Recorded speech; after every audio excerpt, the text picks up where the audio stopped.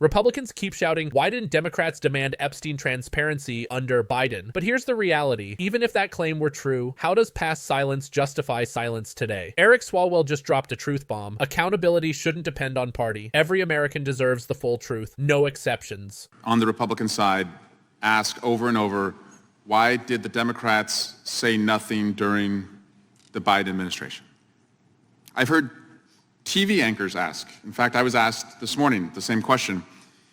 Now, put aside the fact that in 2019 I called on Andrew Acosta to resign because of his connection to the Epstein files, and I wanted to learn more about why Epstein was not prosecuted. Put aside what Mr. Raskin and Mr. Cummings did.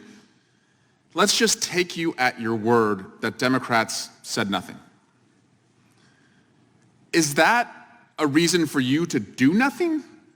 I don't understand the logic here that because you think the Democrats did nothing on the Epstein files in the Biden administration, that to own the libs, you now have license to leave sexual assault victims unprotected. It's just crazy that you hate the Democrats so much that you would let the most notorious child sex trafficker and the people connected to him not be held accountable because you want to own the libs. Let's just take you at your word. Okay, the Democrats did nothing. So you're going to do nothing is what you are telling me. The Democrats, of course, did not do nothing. But let me boil it down to a lesson that I have right in front of me every morning when a 6-year-old wakes me up around 5:45 and wants to watch the same movie over and over and over. That's Frozen. And there's a lesson in this film where Elsa is told by one of the trolls in the movie that if you can't see the future, all you can do is the next right thing.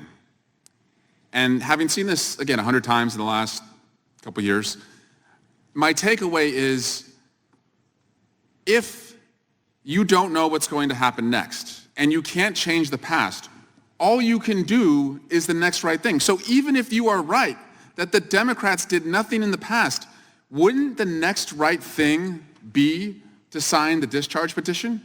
Or are you so obsessed with just scoring political points that you would punish sexual assault victims? Is that who you are? I don't think that's who you are. When I listen to some of the legislation you propose on your side, I do believe sincerely you care about victims. And if that's who you are and you care about victims, sign the damn discharge petition. Okay, you can own us. I don't care. You can own us 1,000 times. If it gets us to 218 signatures, I will let you have whatever victory you think you're accomplishing. But it seems to me that you're more interested in telling me not to believe my own eyes, which is what the president is doing. The president is telling us not to believe our own eyes. And it's not just on the Epstein files and the birthday card. And by the way, guys, we can bring in a handwriting expert, but I have 2 eyes.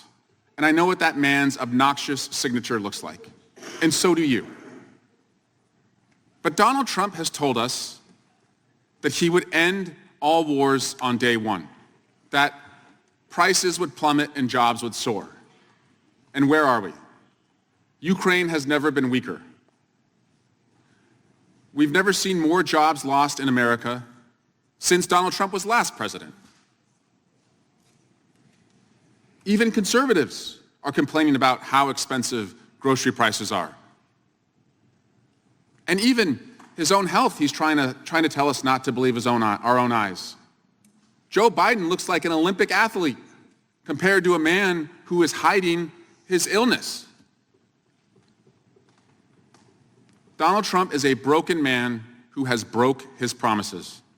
And if we don't start checking him, we are going to be a broken country.